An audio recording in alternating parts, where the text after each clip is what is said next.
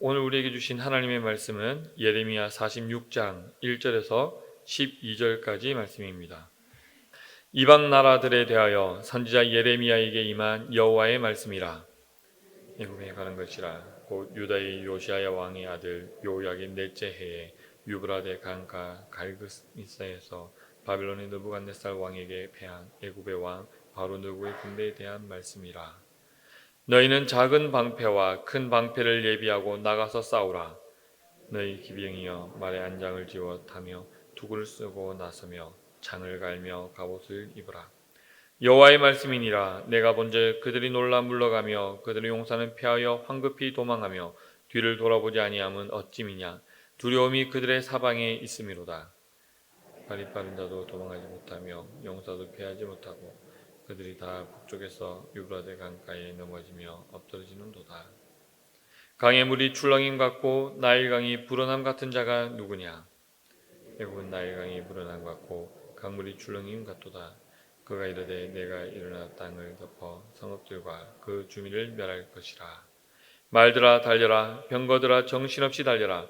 용사여 나오라. 방패 잡은 구스 사람과 붓 사람과 활을 당기는 루딤 사람이여 나올지니라 하거니와. 그날은 주 만군의 여호와께서 그의 대적에게 원수 갚는 보복이리라. 칼이 배부르게 삼키며 그들이 피를 넘치도록 마시리니 주 만군의 여호와께서 북쪽 유브라데 강가에서 희생제물을 받으실 것이미로다. 처녀딸 애굽이여 길라앗으로 올라가서 유향을 취하라. 네가 치료를 많이 받아도 효력이 없어 낫지 못하리라. 함께 읽겠습니다. 내 수치가 나라들에 들렸고 내 부르짖음은 땅에 가득하였나니 용사가 용사에게 걸려 넘어져 둘이 함께 엎드렸음이라. 아멘. 오늘 계속해서 우리가 이번 달까지 예레미야 말씀을 계속해서 보게 됩니다. 오늘 장로님께서도 기도를 해주셨는데 정말 우리가 이 땅 가운데서 우리 하나님께서 어떤 하나님이신지를 우리가 고백하게 될 때에 여러분들은 어떤 하나님을 고백하시게 됩니까? 우리는 항상 말씀을 통해서 발견하게 되는 것은 하나님은 선하시고 하나님은 능력 되시고 하나님 우리의 주인 되시며 우리에게 가장 좋은 것을 주기를 원하시는 분이 바로 우리 하나님이신 줄로 믿습니다. 아멘. 그런 어떤 신뢰를 가지고 우리가 이 말씀을 좀 접해야 됩니다. 사실 그런 신뢰가 없다면 사실 예레미야의 말씀에는 굉장히 하나님에 대한 오해를 할 수밖에 없는 그런 문장들이 그런 말씀들이 있기 때문입니다. 제가 결혼을 하고 나서 이 가족 모임을 하게 되면 어느 순간부터인가 이 가족 모임에 꼭 빠지지 않는 대화 주제가 하나 생겼습니다. 결혼하고 나면서부터 이 새로운 식구가 저희 집에 들어오게 되잖아요. 작년 10월 달에 이제 1년이 되었네요. 제 동생이 이제 결혼을 하면서 또 새로운 식구가 작년에 이제 들어왔고 또 자녀도 이렇게 낳게 됐는데 새로운 식구가 들어오니까 저희 집에 새로운 대화 주제가 생겼는데 그게 뭐냐면 저희 부모님이 늘 저희 어릴 때 이야기를 이제 하시기 시작한 거예요. 그러면서 규황이는 어릴 때 이랬다 저랬다 뭐 규범이는 어땠다 이런 얘기를 하는데 그게 정말 재미가 있습니다. 일단은 저도 처음 듣는 얘기들이 많아요. 근데 굳이 이제 그런 얘기들을 저한테 이제 할 기회가 없었는데 이제 또 새 식구가 들었으니까 이제 부모님이 이제 그런 얘기를 막 하시기 시작하는 거예요. 제일 신난 분이 저희 어머니가 제일 신이 나셨더라고요. 그리고 두 번째 신난 사람이 저희 와이프가 신이 나서 이제 듣게 되는데 사실 이제 어릴 때다 보니까 저도 이제 기억하지 못하는 일도 많아가지고 때로는 부끄럽기도 하고 또 재미도 있고 저도 신기하고 또 제 이제 아이가 이제 자라면서 야, 너 왜 그러냐라고 이게 속 깊은 데서 이게 그런 말이 툭툭 나올 때가 있는데 저희 어머니가 하는 얘기가 너랑 똑같다 이런 얘기를 많이 하시더라고요. 저희 어릴 때 어린아이들을 보면 이게 무엇이 위험한지 무엇이 안전한지를 몰라요. 특별히 이제 뜨거운 물이나 이런 뜨거운 것들 이런 것들은 사실 이제 손을 대보거나 이것이 몸에 묻기 전에는 이제 그것이 얼마나 뜨겁고 위험한지를 잘 알 수가 없죠.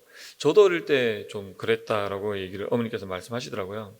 어릴 때 이제 뜨거운 주전자가 있는데 특히 이제 저도 이제 80년생인데 저도 어릴 때 보면 난로 위에 이 양은으로 된 주전자, 크다란 주전자를 이제 올려놓고 물을 이제 항상 이렇게 뜨거운 물로 이렇게 데펴놓은 상태에서 두고 하는데 어릴 때는 뭐든지 다 신기하잖아요. 이것도 만져보고 싶고 저것도 만져보고 싶고 한데 제가 그렇게 난로 위에 있는 그 뜨거운 주전자를 그렇게 만지려고 이 틈만 나면 그것을 달려가서 손을 대려고 했다라고 하더라고요.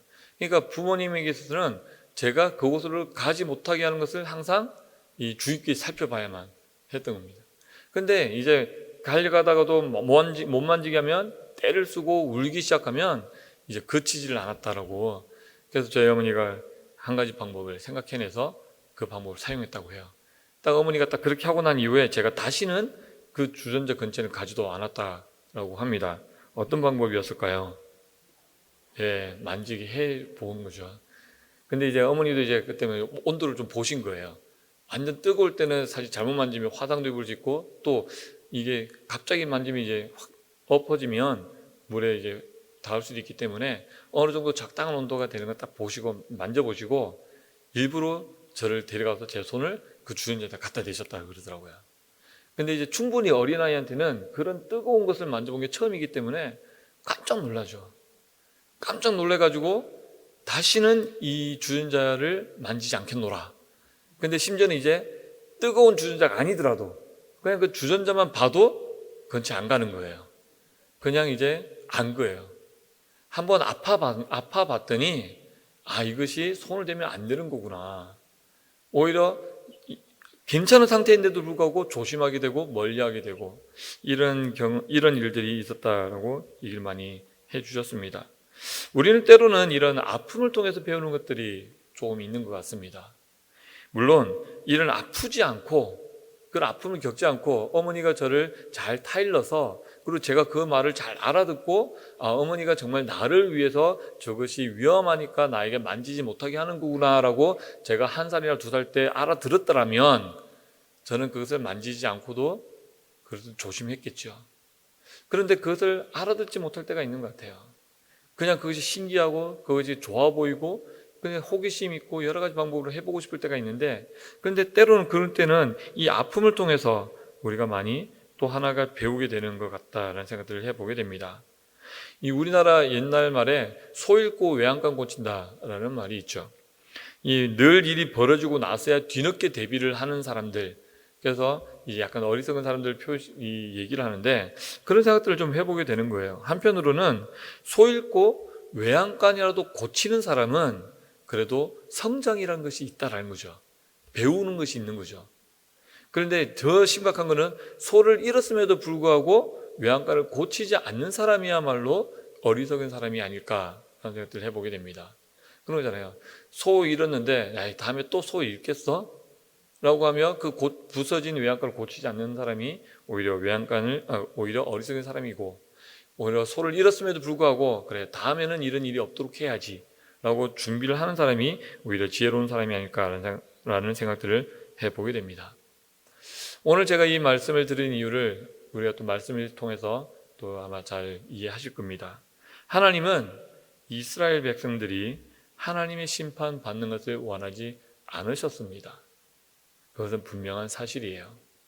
그럼 우리가 계속해서 선지서들, 예언서들을 읽다 보면 하나님이 정말 이스라엘 백성들이 심판받기를 정말 간절히 바라는 것처럼 보입니다.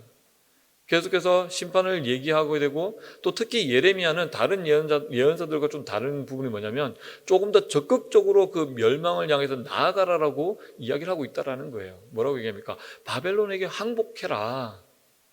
그것이 너희들이 살 길이야. 바벨론을 항복해. 멸망당해.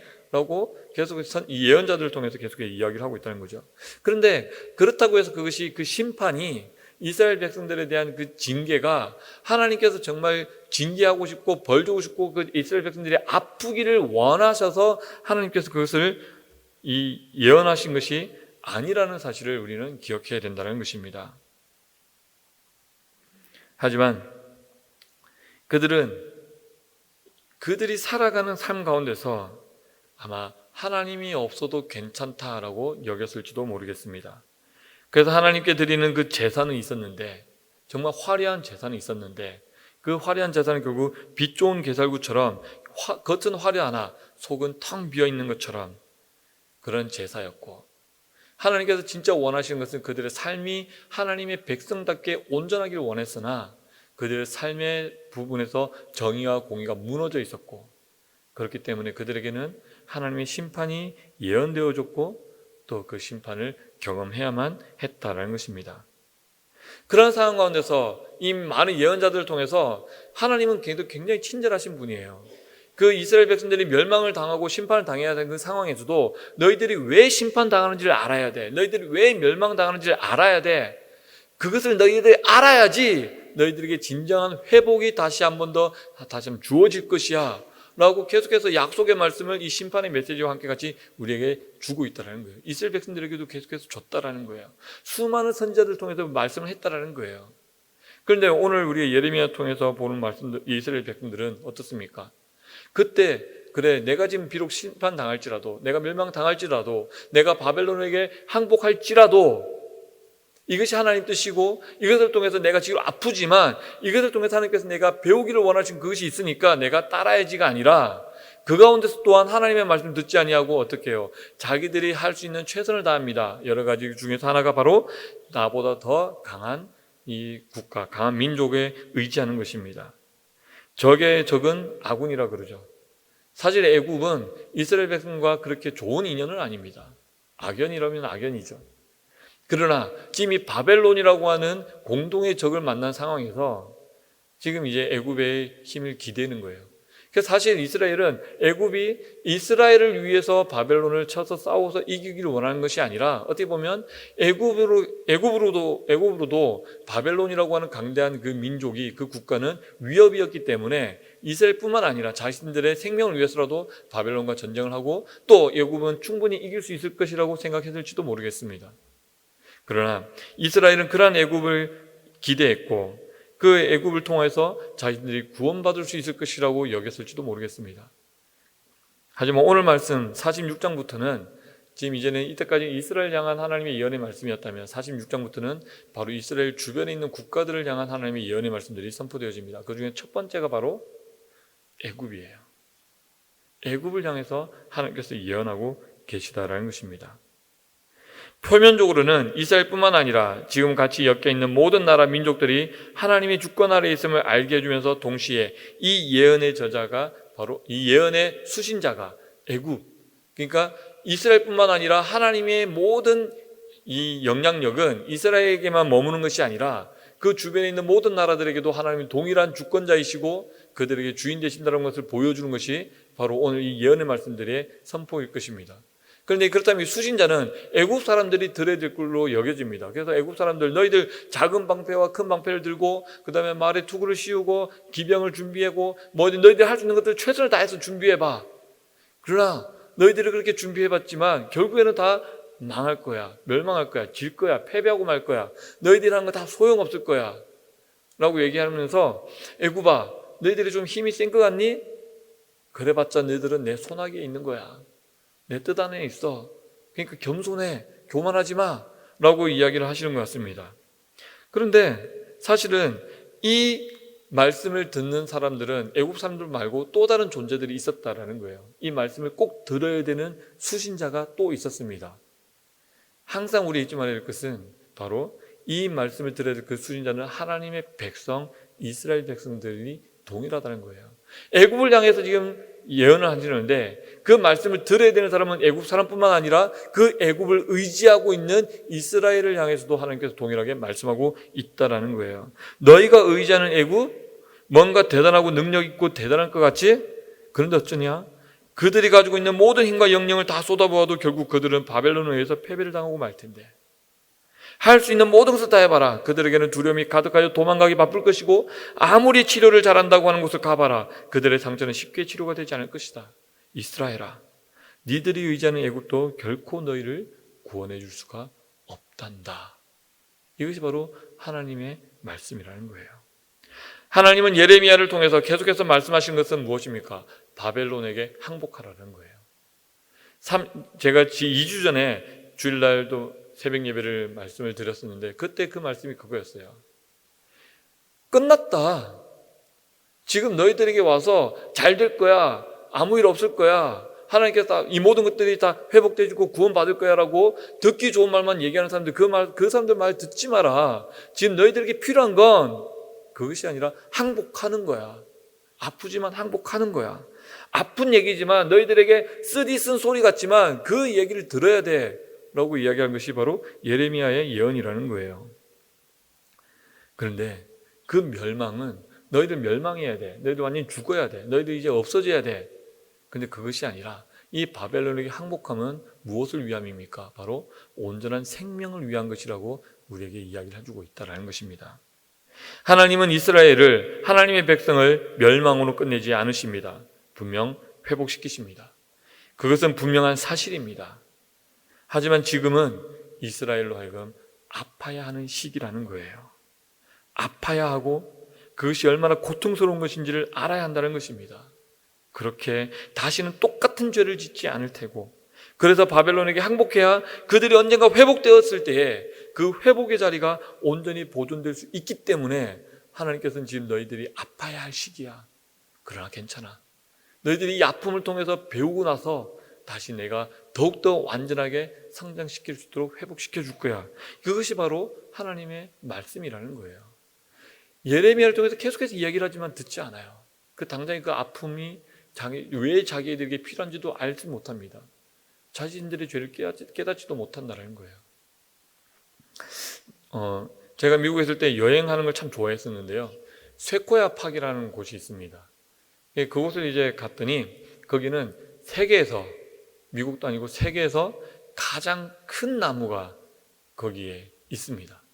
이게 그냥 큰 나무 정도가 그냥 어느 정도 이게 표현이 어떻게 되냐면 이 앞에 이 두 줄 정도 여기를 다 둘러쌀 정도로 이 나무 기둥이 그 정도로 큰 나무가 있습니다.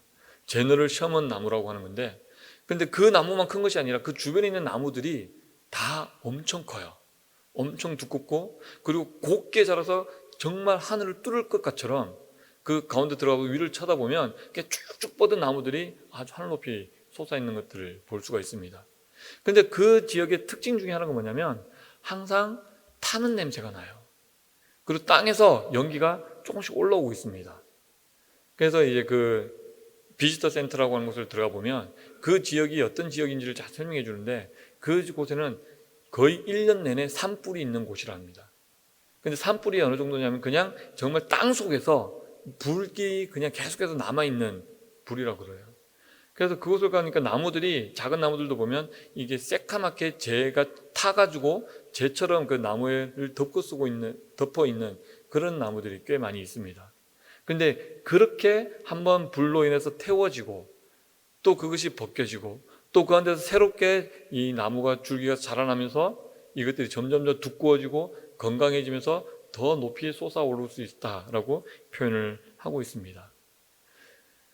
물론 엄청난 화염은 모든 것들을 앗아갈 만큼 다 태워버릴 수 있지만, 그러나 그들 가운데서 존재하는 작은 화염들은, 끝까지 있는 것들은 그 나무를 계속해서 자극하고 그 나무의 오래된 것들을 태워버리고 새로운 살이 솟아나면서 더욱더 강해지는 것처럼, 그렇게 그 나무들을 성장시켰던 것처럼 사실 하나님의 앞에서 하나님의 백성들인 이 이스라엘에게는 지금 그들의 죄를 씻어내고 그들이 다시는 그 죄를 짓지 아니하도록 돌이킬 수 있는 회개의 순간들이 필요했다는 것입니다. 그래서 예레미야는 이야기했던 것입니다. 무조건 잘 될 거야, 무조건 문제 없을 거야, 그렇게 책임지지 못할 귀, 그 달콤한 소리를 외치는 거짓 예언자들의 소리를 듣지 말라는 거예요. 지금은 이스라엘이 아파야 하는 시기라는 것입니다. 물론 그들의 죄악 때문이며 다시는 그 죄악의 길로 들어서지 못하게 하기 위함이며 동시에 진정한 회복을 준비할 수 있기 때문이라는 것입니다. 오늘날 우리 기독교가 참 많은 공격을 받고 있습니다. 너무 심하다 싶을 정도로 비난과 정죄가 따르기도 합니다. 때로 너무나도 억울하고 근거 없는 비난에 발끈하며 맞서 싸우고 싶은 생각도 듭니다. 그런데 사실 되돌아보면 그동안 우리가 이 사회 가운데 어떻게 있었기에 우리가 이러한 이야기를 듣고 있는가 한번 반성도 해봐야 되지 않을까 하는 생각들을 해보기도 됩니다.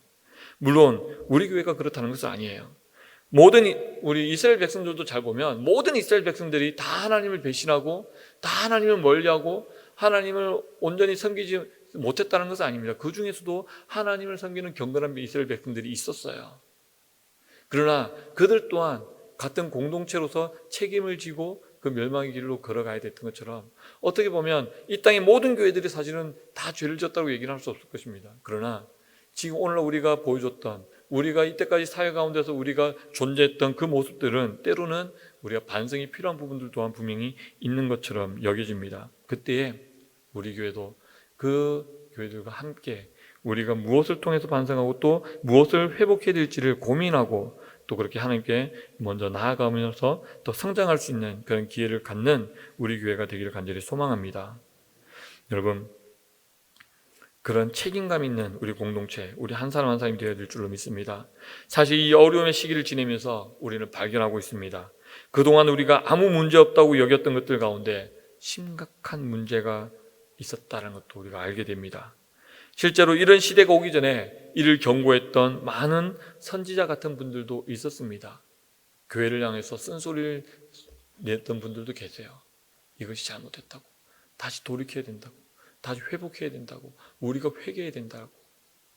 그러나 이스라엘 백성들 안에서 그런 회개의 선포를 귀 기울여 듣지 않았던 것처럼 사실 우리도 그런 분들의 이야기를 이 이스라엘 백성들이 예레미야를 바라보듯이 지금 우리 지금 잘 나가고 있는데 왜 이 찬물 끼얹는 소리를 하고 있나, 그렇게 우리가 그들을 생각하고 있었을지도 모르겠습니다.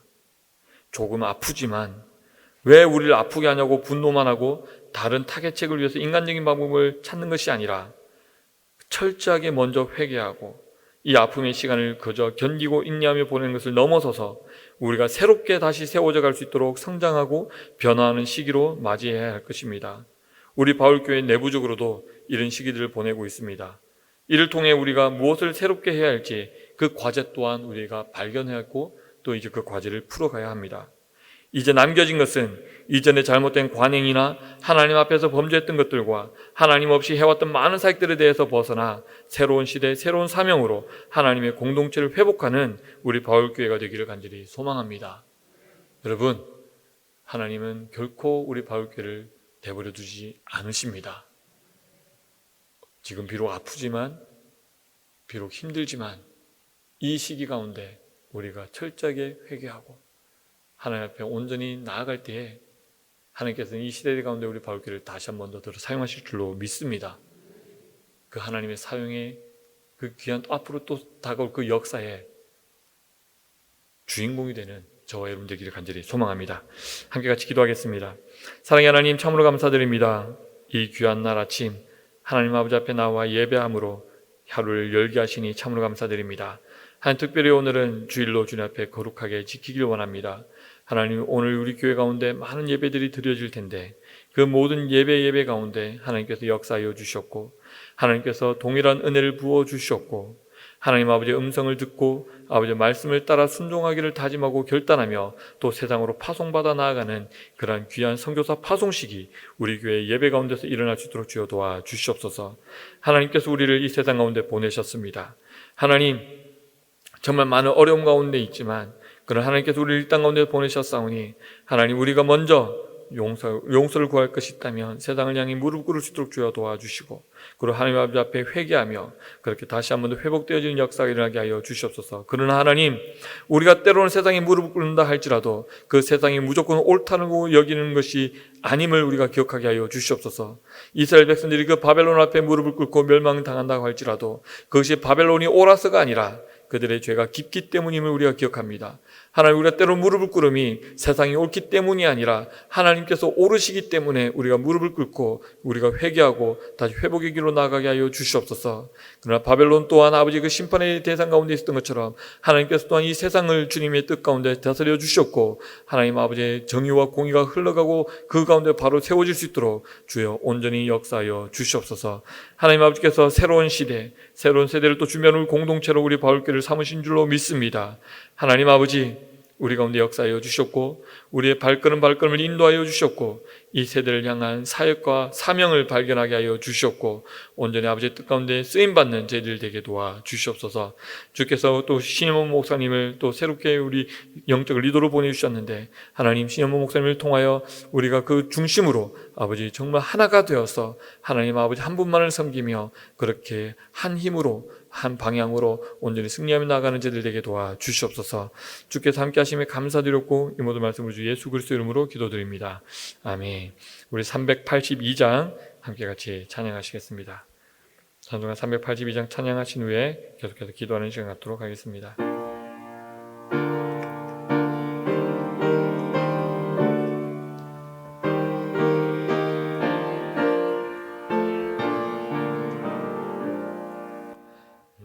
근심 걱정 말아라 주 너를 지키리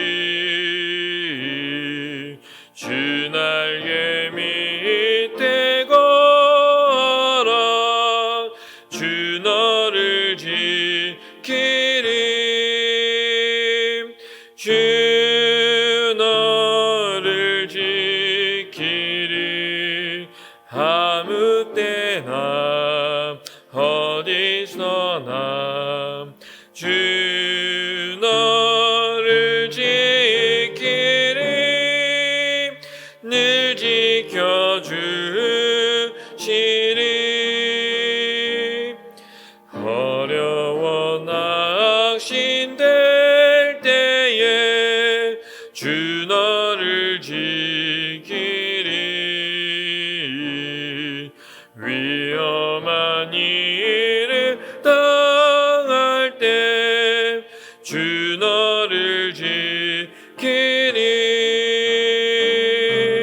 주 너를 지키리 아무 때나 어디서나 주 너를 지키리 늘 지켜주시리 낯을 건 미리 아시고 주 너를 지키리 구원인 것을 주시며 주 너를 지키리 주 너를 지키리 아무 때나 어디서나 주 너를 지키리 늘 지켜주시리 어려운 시험 당해도 주 너를 지키리 구주의 품에 거하라 주 너를 지키리 주 너를 지키리 아무 때나 어디서나 주 너를 지키리 늘 지켜주시리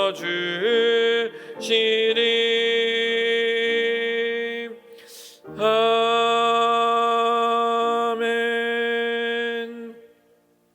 이 시간 우리에게 주신 하나님의 말씀 붙잡고 같이 기도하며 나가도록 하겠습니다. 혹시 우리가 이 시대 가운데 이 세대 가운데 혹시 여러 어려움 가운데 고통 가운데 있을 때에 이것이 너무나 막연한 그냥 억울한 일이 아니라 정말 하나님께서 우리가 다시 새롭게 되어지고 또 우리 가운데 있던 여러 가지 죄악들 우리가 하나님 없이 해왔던 많은 것들 그것들을 다시 한번 점검하고 또 용서를 구할 기임을 우리가 깨닫게 하여 주달라고 또 그렇게 회개하고 다시 새롭게 되는 가운데 하나님의 진정한 회복을 경험하는 우리 공동체 되게 해달라고 또 특별히 우리 담임 목사님 같이 기도하실 때에 지금 2주간의 자가격리 기간 동안 들어가셨는데 또 그 기간 동안에 참 회복이 있게 도와달라고 또 그렇게 새 힘으로 또 우리 공동체 다시 돌아왔을 때에 정말 하나님 아버지의 말씀을 담대하게 선포하는 우리 담임 목사님 되게 해달라고 또 특별히 또 이 코로나 검사를 하고 있는데 또 미국에 갔다 왔는데 또 그 병으로부터 지켜달라고 또 우리 원로 목사님 같이 기도하실 때에 그 영육간에 강건하게 지켜주셔서 하나님 그 남겨진 그 사명 가운데 온전히 그 생명을 하나님 앞에 끝까지 올려드리는 우리 원로 목사님이 사역이 되게 해달라고, 또 우리 담임 목사님을 돕고 섬기는 우리 장로님들과 또 우리 부교육자들과 우리 모든 직분자들이 하나님 공동체를 섬김에 있어서 정말 하나님 아버지를 섬기듯이 예수 그리스도를 섬기듯이 정말 마음과 뜻과 정성을 다하여 성실하게 공동체를 잘 섬기는 그런 사명자들 사역자들 되게 해달라고, 또 우리 자녀들이 하나님 아버지의 말씀으로 온전히 자라나며 이 세상을 닮지 아니하고 하나님 아버지를 닮아가는 우리 자녀들 되게 해달라고, 또 각자 어려운 시기를 보내고 있는 우리 모든 지체들을 위해서 서로 중보하며 이전에 주여 한번 크게 3번 부르시고 기도하며 돌아가도록 하겠습니다. 주여 주여 주여. 사랑의 하나님 아버지 감사합니다. 하나님 아버지 오늘도 우리에게 귀한 시간 주셔서 하나님 아버지